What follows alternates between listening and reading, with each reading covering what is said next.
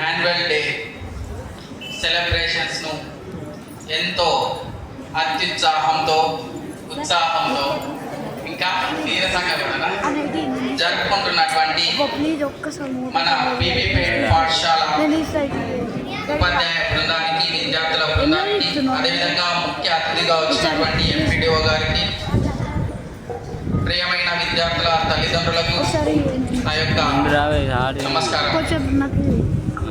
Right, మనందరికీ తెలుసు annual day దేనికోసం జరుపుకుంటాము. 10th క్లాస్ ఫర్ ఎగ్జాంపుల్ మన దగ్గర 10th వరకు ఇక్కడ ఉంది కాబట్టి ఆ 10th పిల్లలు చివరి వార్షిక అంకానికి వస్తారు కాబట్టి వారు ఎగ్జామ్స్ రాసిన తర్వాత మళ్ళీ మనం కలవడం జరగదు. సో వాళ్ళకి ఒక వీడ్కోలు పలకడం కోసము మనం ఈ యొక్క వేదికను ఏర్పాటు చేసుకొని వాళ్ళను ఆనందపరిచి వాళ్ళను ఉత్సాహపరిచి ఎగ్జామ్స్కి సన్నద్ధం చేస్తాము. దానికోసం దీన్ని నిర్వహించుకోవడం జరుగుతుంది. అంటే చాలామందికి నేను క్లాస్లో చెప్పిన, ఏ విధంగా చదవాలో చెప్పినా, ఏ విధంగా ఉండాలో చెప్పినా కొంతమంది ఫాలో అవుతున్నారు, కొంతమంది కావట్లేదు. సరే, నేను ఉదాహరణ తీసుకుంటే మా యొక్క తెలుగు సార్ పేరు నాగరాజ్ శర్మ. నేను అప్పుడు 9వ తరగతి చదువుతున్నప్పుడు టీచర్స్ డే నిర్వహించాము మా స్కూల్లో, ZPHS Brahmanapalli.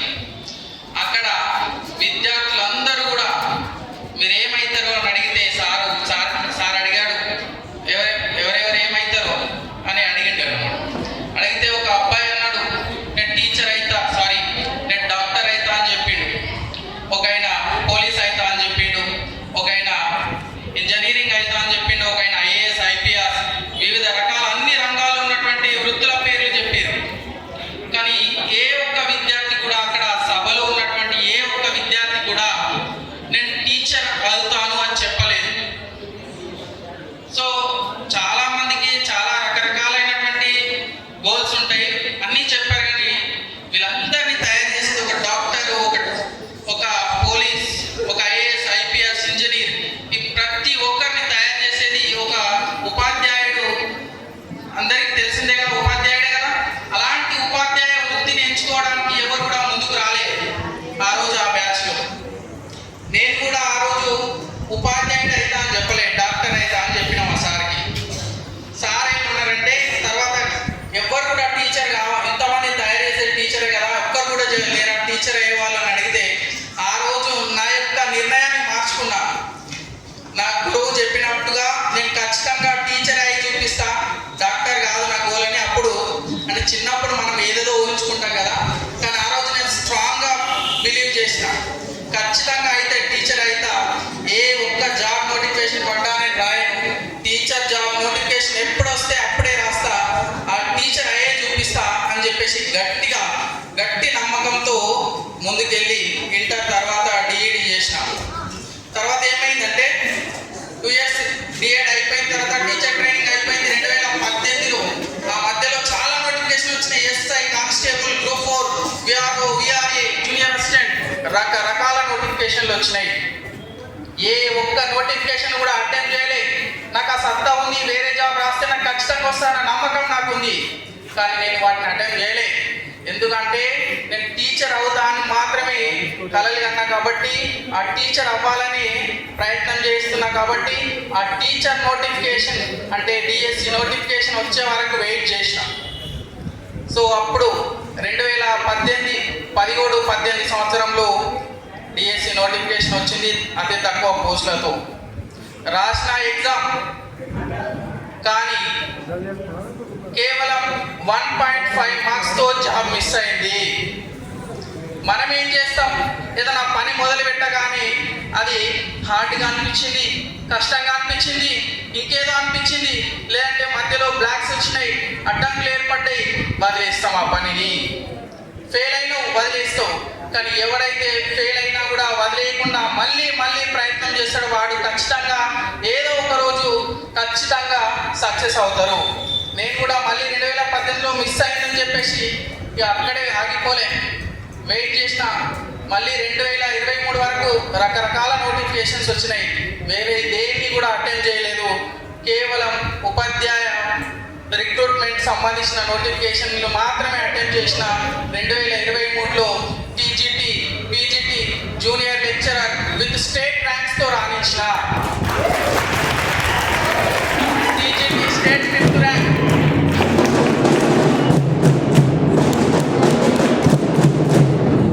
JL multi zones 4th rank.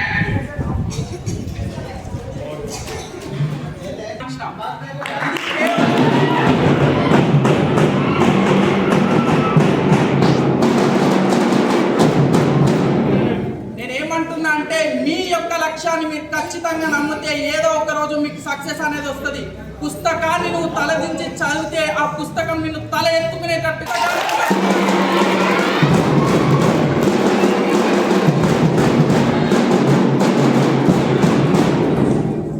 ఆ పుస్తకాన్ని నమ్మండి. పుస్తకం నీకు ఏదో ఒక మార్గాన్ని ఖచ్చితంగా చూపిస్తుంది. నువ్వు అనుకున్న లక్ష్యం వైపు అడుగులేయిస్తుంది. కాబట్టి ఎవరైతే పుస్తకాన్ని నమ్ముతారో వాడు జీవితంలో ఫెయిల్ అయినట్టు లేదు.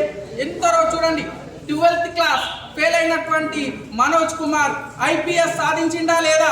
సాధించిండు. 10th క్లాస్ ఫెయిల్ అయినటువంటి విరాట్ కోహ్లీ బ్యాక్ బెంచర్ వరల్డ్లో ఫేమస్ అయిందా లేదా?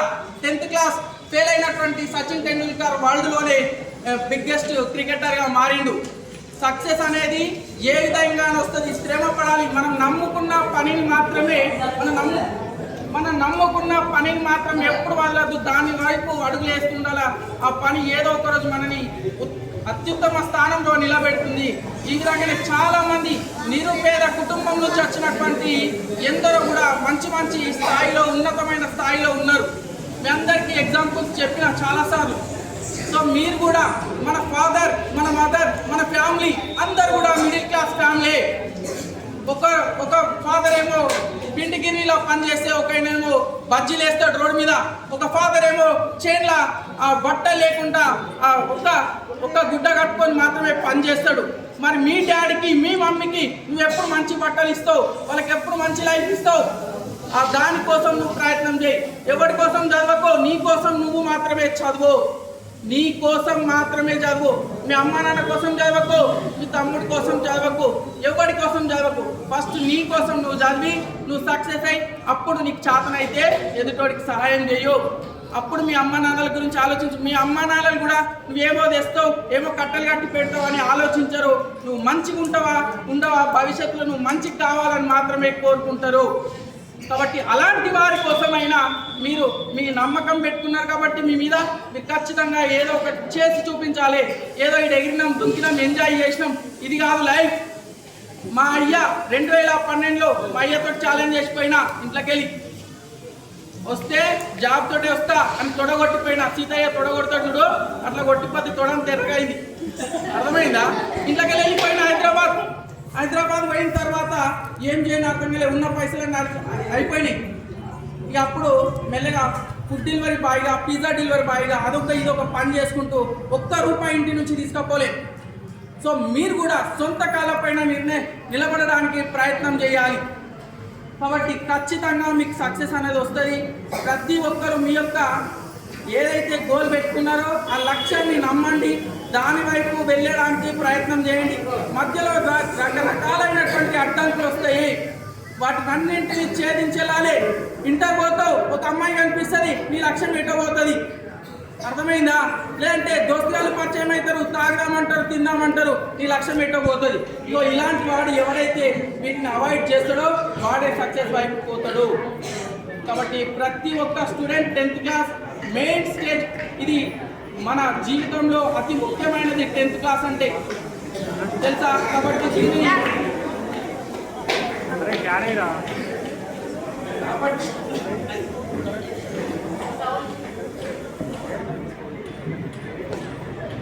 అనేది అతి ముఖ్యమైనటువంటి దశ. ఏం చెప్పిందంటే స్టాన్లీ హాల్ సైకాలజిస్ట్ ఈ మీరున్నటువంటి దశను ఒడిదొడుగులతో కూడుకున్నటువంటి దశ అన్నాడు. మీ ఏజ్లో మీ దానికి కౌమార దశ అని పిలుస్తాం. ఈ కౌమార దశలో మీకు రకరకాలైనటువంటి ఆలోచనలు ఉద్భవిస్తాయి. మీ మనసు చంచలంగా విస్తరిస్తుంది. వాటినన్నింటినీ కూడా మీరు తట్టుకొని ఈ ఒక్క స్టేజ్ని అధిగమిస్తే అది మీరు ముందడుగు వేసుకుంటూ వెళ్ళిపోతారు. కాబట్టి మీ అమ్మ నాన్నని గుర్తు చేసుకోండి, వాళ్ళ యొక్క కష్టాన్ని గుర్తు చేసుకోండి. ఒక్కొక్కరి ఫాదరు లేకపోవచ్చు, మదరు ఉండొచ్చు. ఫాదర్ లేని పరిస్థితి ఎట్లా ఉంటుంది, అలాంటి వాళ్ళు అస్సలు డిస్టర్బ్ చేయకండి. అలాంటి వాళ్ళని చాలా మందిని చూసినాం మన స్కూల్లోనే. ఫాదర్స్ లేని వాళ్ళు చాలా మంది ఉన్నారు. అలాంటి వాళ్ళని మనం ఎప్పుడు ఇబ్బంది పెట్టొద్దు, వాటిని చేతులు ఇవ్వాలి, వాడిని ఎప్పుడు ఎంకరేజ్ చేస్తూ ఉండాలి. అలాంటి వారి యొక్క అభివృద్ధి మనం కోరుకోవాలి. అంతేగాని వాడిని బాధ పెట్టొద్దు, మానసికంగా ఇబ్బంది పెట్టొద్దు. వాని యొక్క సక్సెస్ ను కూడా మీరు చేరుకునేటట్టు, వాడు కూడా సక్సెస్ ని చేరుకునేటట్టు మీ వంత సహాయం చేయాలి. అంతేగాని మనకి గేల్ చేయడం, ఇబ్బంది పెట్టడం ఇలాంటివి చేయొద్దు. చాలా మందిని చూసిన మన దాంట్లో అలాంటి వాళ్ళని ఏడిపిస్తున్నారు, వాళ్ళని సూటిపోటి మాటలతో ఇబ్బంది పెడుతున్నారు. ఇలాంటివి చేస్తే నువ్వు సక్సెస్ఫుల్ విద్యార్థి కాదు. అంత అద్భుతమైనటువంటి స్కిల్స్ కానీ, ఆ విద్యా గుణాలు కానీ, ఆ క్రమశిక్షణ కానీ నీ దగ్గర లేనట్టు. Discipline is most important. Discipline, క్రమశిక్షణ ఉంటేనే ఖచ్చితంగా సక్సెస్ వస్తుంది. ఇన్ని పుస్తకాలు పెట్టుకొని చదివిన 2018లో ఇటు పుస్తకాలే ఏది పడితే అది చదివిన, రాలే జాబు. ఒక్క పుస్తకాన్ని నమ్మిన, దాన్ని 100 సార్లు చదివిన, సక్సెస్ వచ్చింది.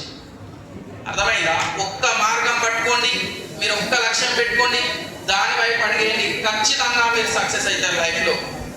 కాబట్టి మీ యొక్క అమ్మా నాన్నలు, మీ యొక్క కుటుంబం యొక్క కలలను సాకారం చేసుకోవాలంటే ఈ రోజు నుంచి మీరు తప్పకుండా, ఇప్పటికైనా సమయం మించిపోయిందిగా లేదు, 10th క్లాస్లో మంచి స్కోర్ చేసుకొని ఇట్లనే ముందు ఇంటర్మీడియట్, డిగ్రీ, ఇంకా వివిధ రకాలైనటువంటి విద్యా సంబంధించినటువంటి స్థాయిలో రాణించండి.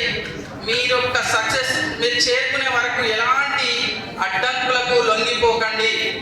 అడ్డంకులను ఛేదించండి, ఖచ్చితంగా మీకు విజయం వరిస్తుంది. ధన్యవాదాలు.